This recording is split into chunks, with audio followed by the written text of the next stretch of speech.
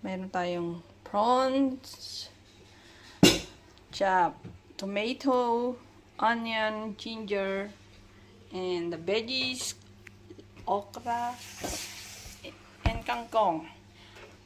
Ang chef natin ay mag-i-start na pong maggisa. Smell the aroma. Yeah. Ganun.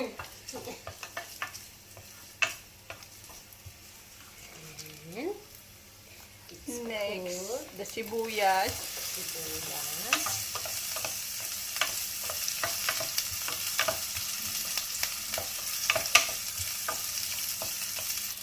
And The tomato. Tomato, kamatis, tomato. tomato, Mm. and ginger. Pepper. Ay, pepper pala. Pepper. Ano ba ito? Lumabas yung aroma. Kay Mami Weng. Mami Will. And Taiwan. Mabango na. Wow, pwede na. Kainin na. Wala ka na. Okay. The tomato is soft. Now we add some water. This is sinigang kaya dapat maraming sabaw. Okay.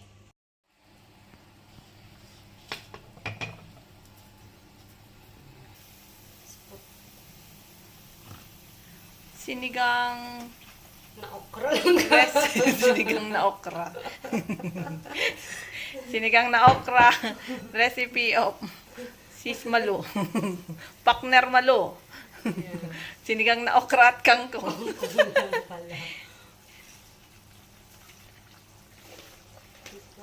Ayaw naming ma-overcook yung Yummy. hipon. Kaya ang Oh, yung- hipon mahuhuli. Yung hipon mahuli kasi madaling maluto. Kanya-kanyang way ng pagluluto.